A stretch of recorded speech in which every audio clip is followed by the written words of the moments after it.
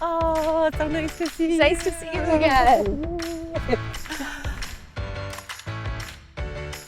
I am so excited that you've written this play. I think it's really amazing and I can't wait to see it. Yeah. But it's great also to just chat with you about like being queer artists, about being queer feminist artists.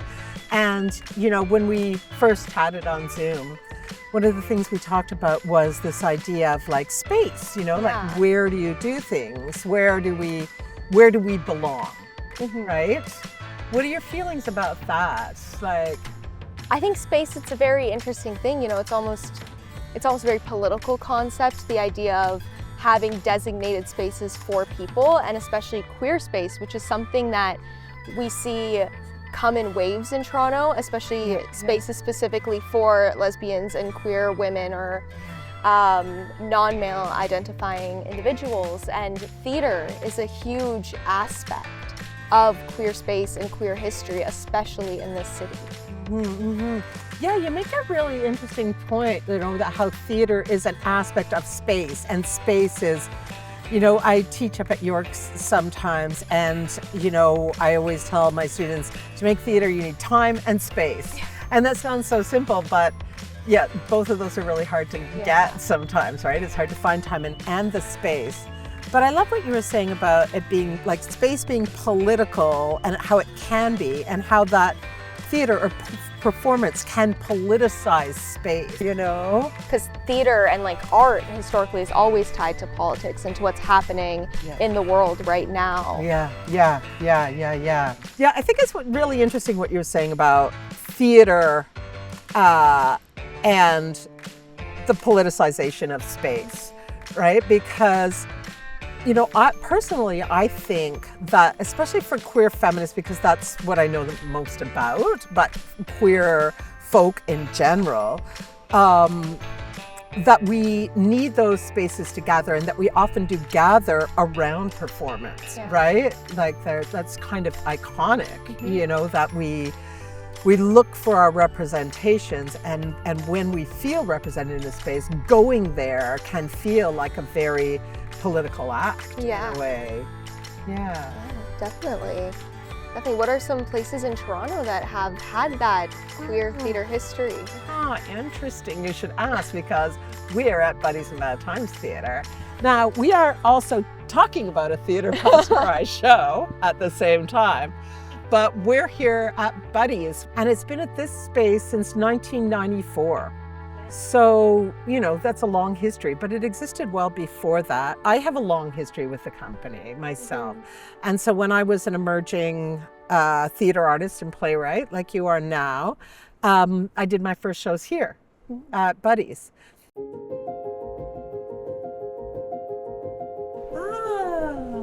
Oh, wow. So I know. This is one of those dressing rooms that is like, you know, talking about politics of space and history, like there's so much history just held in this space. So there's another dressing room over here, but maybe we just, but this is the Moynan King Oh my corner, goodness. because that's you. me.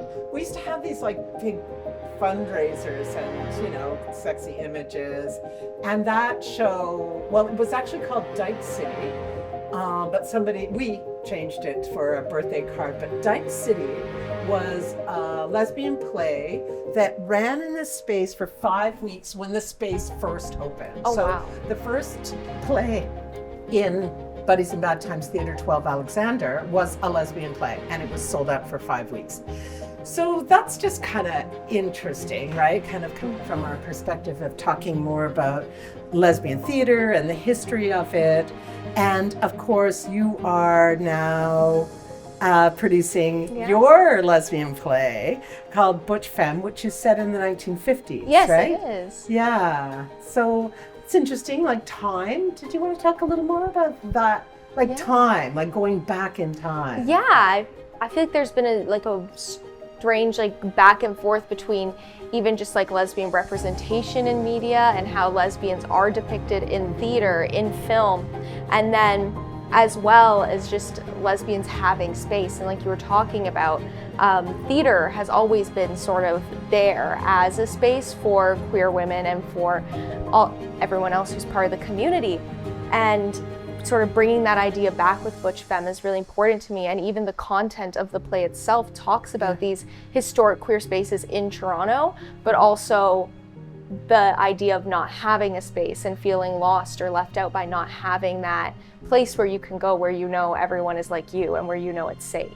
Yeah. And inside your play, there is reference to these older spaces and about how, you know, in Canada, we generalizing, come to cities, right, to find our people. Yeah. We really do come to cities to find our people.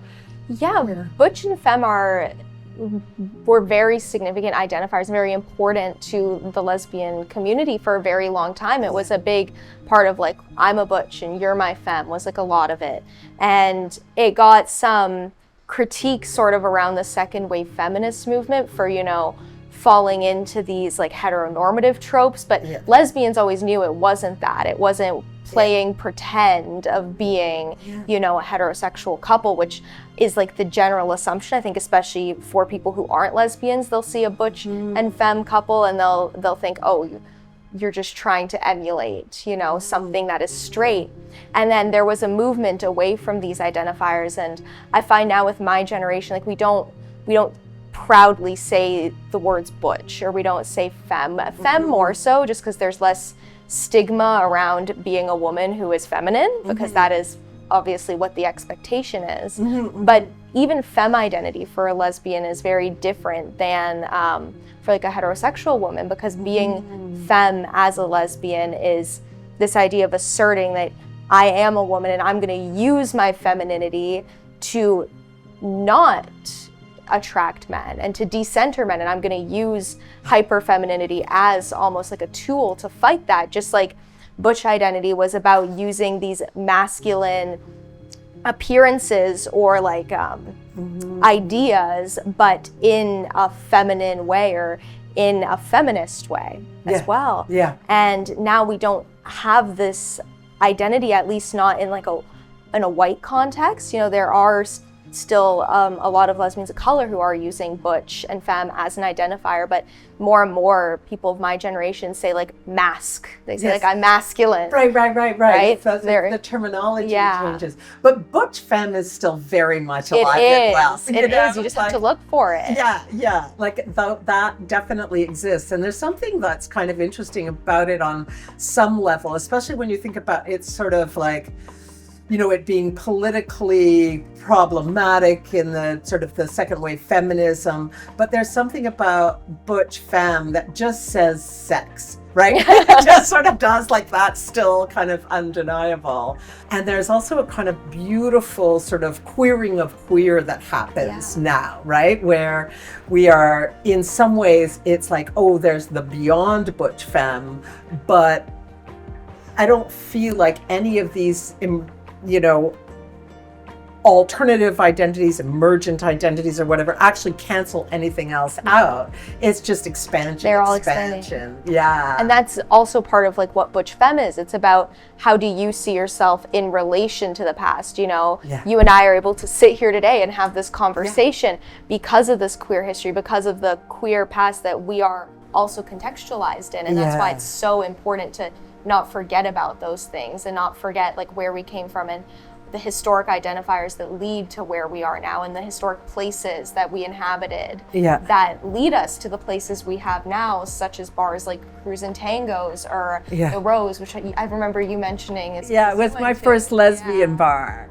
Was Cruise and Tango your first lesbian bar? But you couldn't call it, it's not a lesbian bar. It's not a lesbian bar. It's a queer bar, because the lesbian bars, they don't exist anymore. But, you know, Cruise is a place where if you're a lesbian, it's okay, I'll go to Cruise. Because the other option are very much like male-centric places, you know? So it's like, if you're going to be a woman pursuing other women, you know, if you're just going to have drinks with your friends, whatever, but like if you're actively like going there to meet someone, it would have to be Cruise as the option. So when I was coming out, I mean, the Rose was the first place I went to, and then the Rose became Pope Joan. That was what it changed its name to. I love these names. And then it closed. I don't remember exactly when, but after that, in the 90s, we had dyke nights. That was the thing. So we had dyke nights, and they would have different names. So there was a place on Dundas that was called Shag, and that would be every Sunday night. And there was a place after that called Chow Edie that we would go every Sunday night.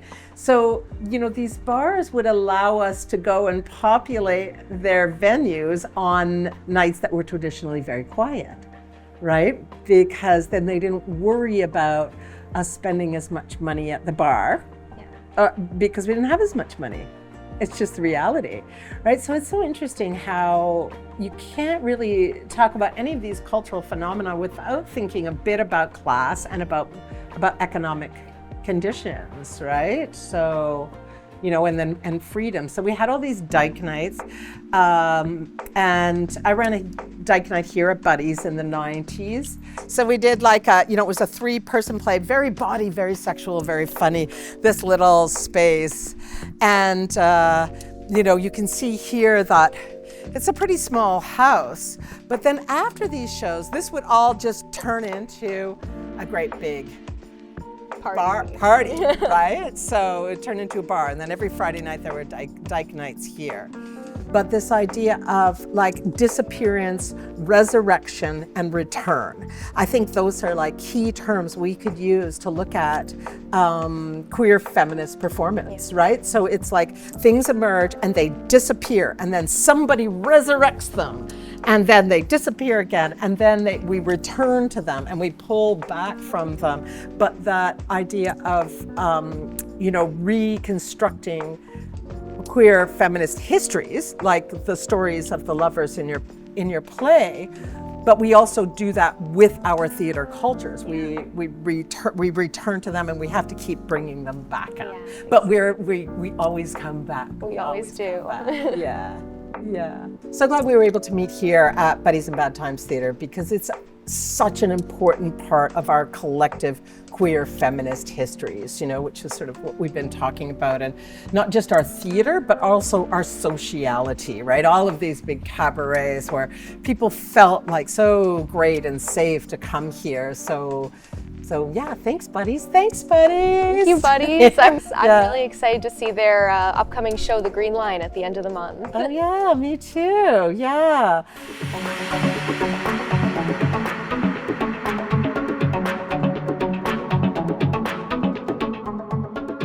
Here we are. Yeah. Tango. It's the first gay bar I went to. Yeah. Yeah, no, it's a really cool place. It's where a lot of queer women are going these days, because the other options are definitely like with a male audience in mind. So we like to come here. It's very fun here. It used to be Cruise and Tango's were 2 separate places, and Tango's was the lesbian bar. And it was on the 2nd floor, but then I think it was in 2003 they merged into one. So yeah, because that's what I remember. I remember going upstairs, and that's where all the women were. Yeah. So that was Cruise and Tango, and then they merged. So yeah, now it's all combined. Yeah. So it's, upstairs is where there's dancing, where there's a DJ, and then downstairs is where the drag show is. Yeah. Which is kind of the main event, I guess, of coming to Cruise and Tango's, is seeing the drag. Yeah. That was always part of it. Yeah. We don't have dedicated spaces, and historically that was not true. Exactly. There always were these bars. Same thing in Montreal. They just aren't there anymore. Instead, we have these events and we have these nights, but it really does, it's too bad, right? There's something about having a space that's dedicated, that no matter when you go there, it's going to be that safe queer feminist space, for us. Exactly. So I mean, it's amazing, that we have Church Street, right? Like here we are on Church Street, like the gay of the gay of the biggest city in the country, and yeah, there's no woman-centered space here. And the one that does really embrace us and make us feel welcome is also now under threat. Yeah, a lot of change. I'm really excited to see your show at Passe Muraille. And I have a good friend from New York City who, Mo Angelo's theater artist from New York City, wrote to me last week. She's like, tell me about this Butch Femme show. So, you know, word is out. Word is out. Yeah. So let's go to Theatre Pass Marais. First, like, kind of more avant-garde theaters too. Yeah. Look at this magnificent building. It's a great building. You must be so excited. I'm so excited. Yeah, it's you crazy. must be so excited. This is where your poster's gonna go, right there. there. Right there. Yeah. Ooh.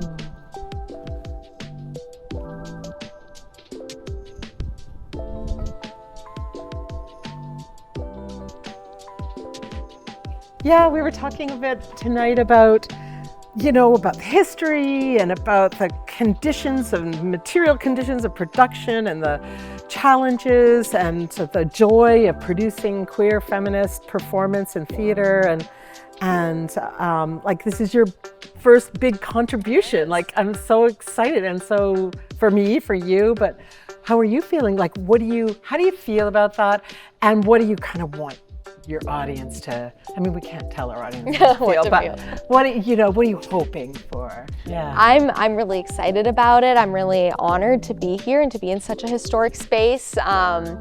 I'm really hoping that, you know, Sapphic people who come to see this show, you know, they just feel seen, they feel heard, they feel like their stories are being represented. And for people who aren't part of the Sapphic community coming to watch, I hope they can, you know, have sort of their initial assumptions or presumptions about what Butch and Femme are and what these like really heavy terms, you know, sort of challenge like their assumptions about that and their biases regarding it. And especially, I want to emphasize how these past issues are still present, you know.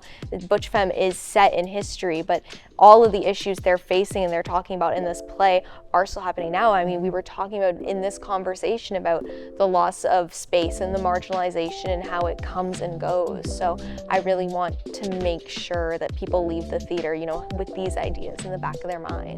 Amazing. Butch Femme, September 20th to the 27th, Theatre Pass Marais, right here.